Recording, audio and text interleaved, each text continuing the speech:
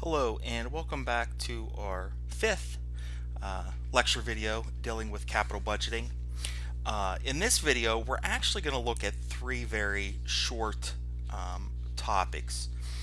First thing we're going to look at is how to evaluate an investment project that has uncertain cash flows. Then we're going to look at how do we rank investment projects in order of preference. And then the final thing we're going to look at has to deal with computing the simple rate of return for an investment. Very simple thing to do. So let's go ahead and get started. First thing we're going to look at again is uncertain cash flows. So after completing this video, hopefully you're able to evaluate an investment project again that has uncertain cash flows. And I found that the best way to really understand these is just to look through an example and go through it. So let's assume that all the cash flows that are related to an investment project in a supertanker has been estimated except for its salvage value in year 20.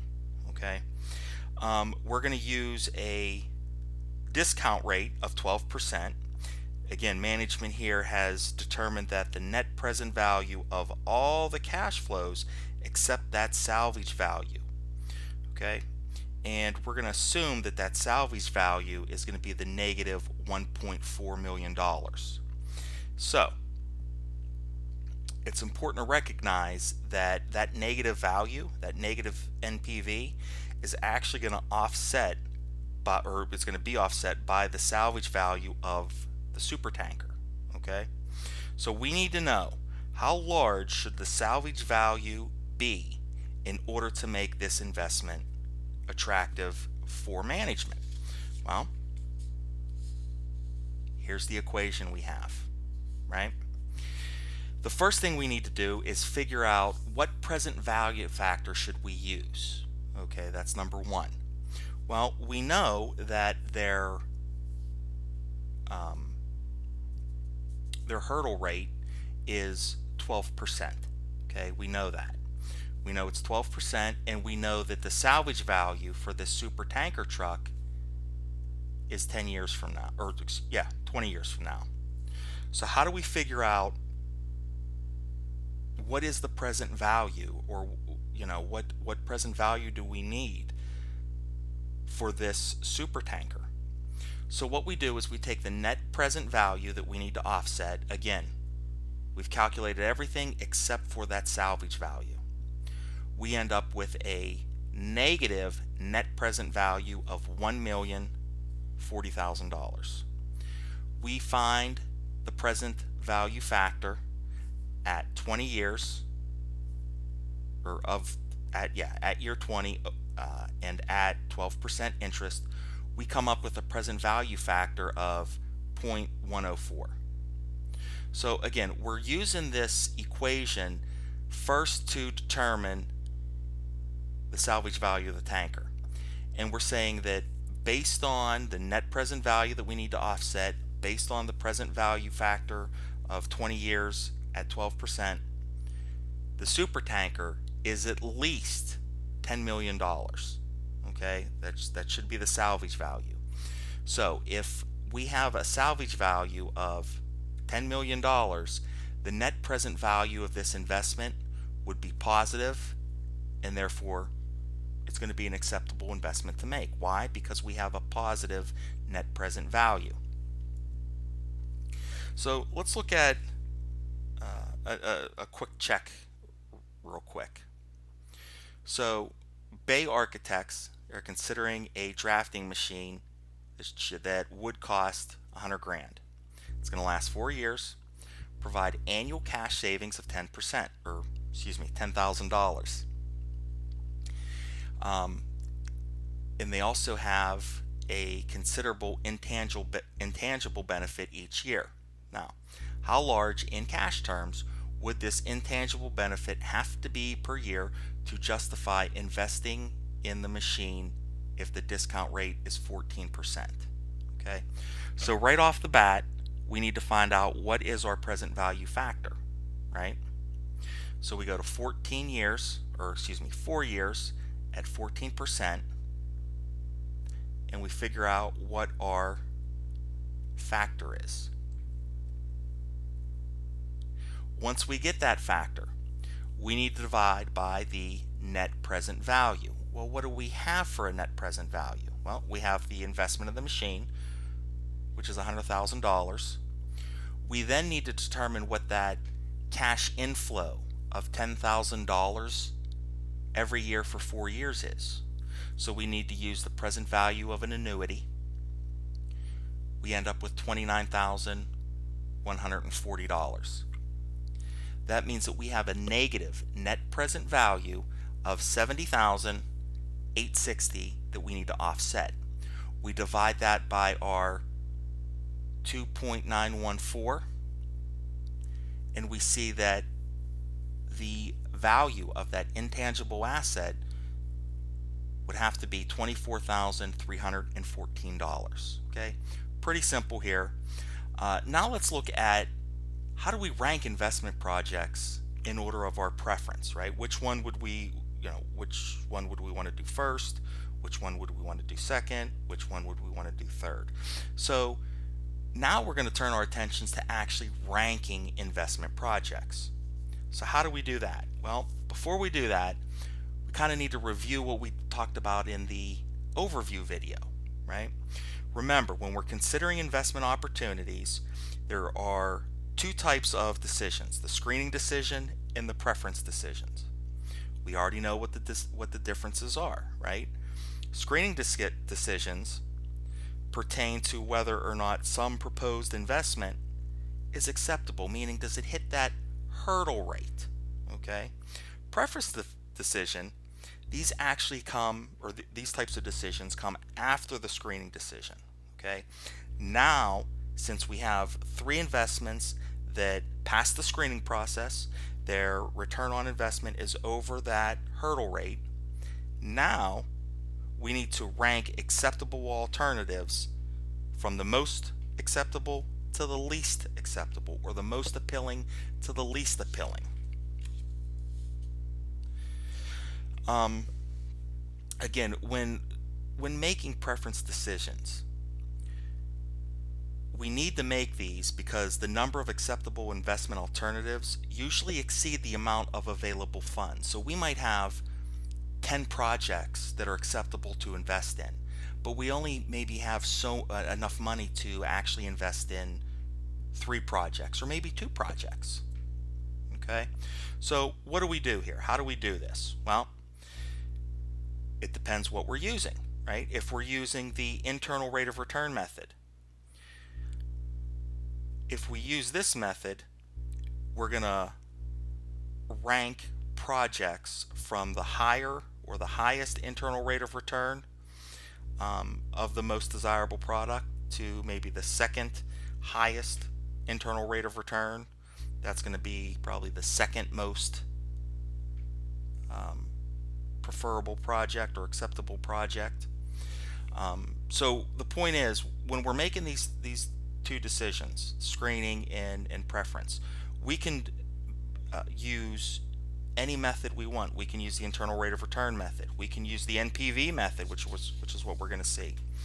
And we're going to see, based on these 2 methods, how do we rank them? Do they rank differently? Okay. So let's look at the net present value method. Okay. So when we look at the NPV of one project, we can't directly compare that to the NPV value of another project. The only way we can do this is if the investments are equal. Okay, now that makes sense, because think about it. What if one investment requires a large sum of money? Another investment doesn't require such a large sum of money. But because we use the NPV and we're dividing numbers and taking numbers back to their original or their present value,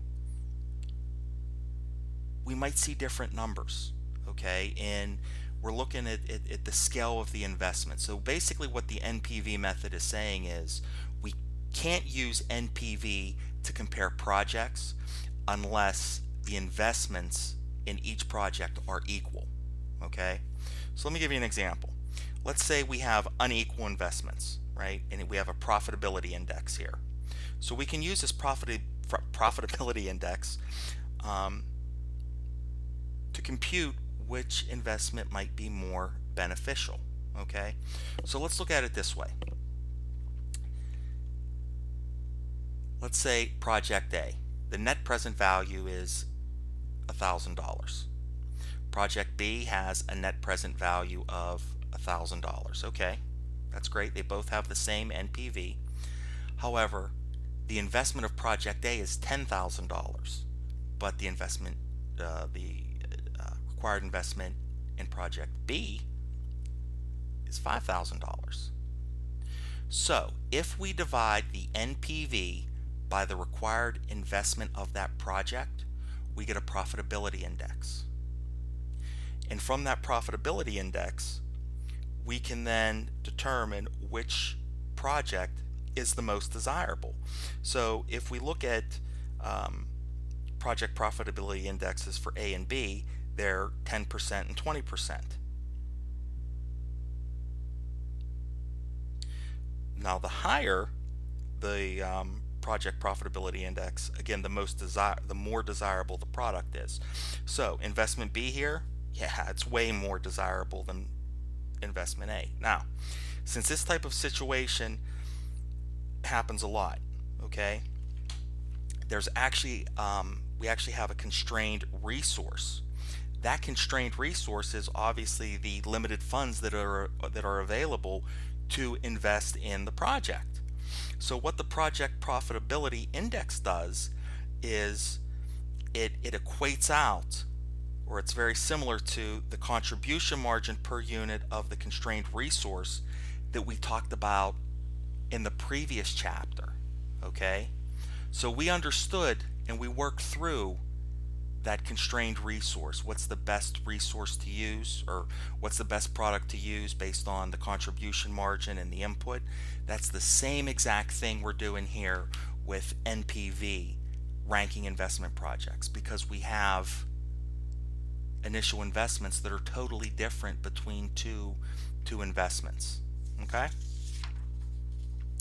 now the last thing we're going to look at, simple rate of return for an investment. This is like super duper easy. Okay, first things first, how do I calculate it?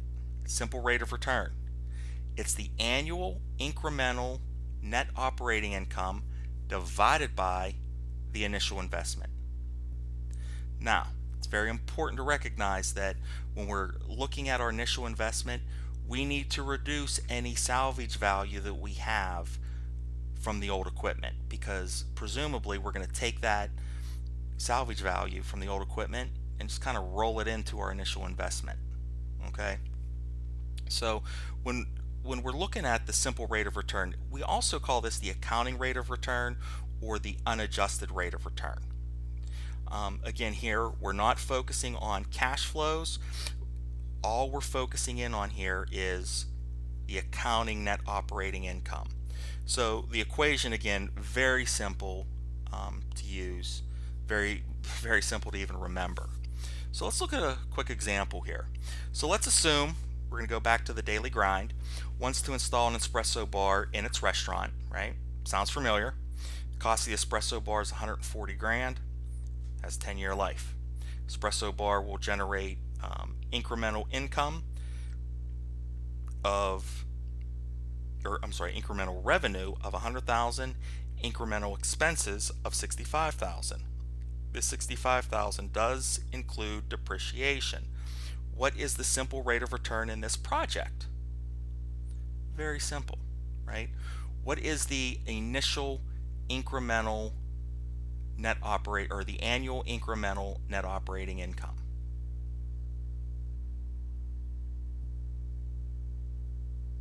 Well, it should be 35,000 hopefully. What's the initial investment? Oh, it's 140,000, right? So if we just plug those numbers in, we get 25%. That's the simple rate of return, 20%. Very easy to do. So with everything we've looked at so far, there's obviously strengths and weaknesses. So what are some of the criticisms of simple rate of return? Well, again, it ignores time value of money, and it also we need to realize that the simple rate of return fluctuates from year to year. Why? Well, because it's used to evaluate projects that do not have constant annual incremental revenues and expenses, right? Sales for espresso are going to vary from year to year to year in reality. So, one criticism about the simple rate of return, okay? When we're looking at behavioral implications of the simple rate of return, basically what we need to worry about here is investment center managers, right? If we have an investment center manager who are evaluating using the return on investment, the ROI, a project's simple rate of return may motivate them to actually bypass investment opportunities that earn positive NPVs. Okay? Don't worry about the post follow-up edit. That's that in a nutshell. That's chapter 13. Okay, there was a lot in here, I know. What we're going to do next is we're going to run through examples of each of these types of problems, looking at net present value, how to calculate it. We'll see examples of the payback method. We'll see examples using the internal rate of return as well as the simple rate of return. Okay? So thanks for tuning in, and we'll see you in our next series of videos where we cover demo videos dealing with Chapter 13.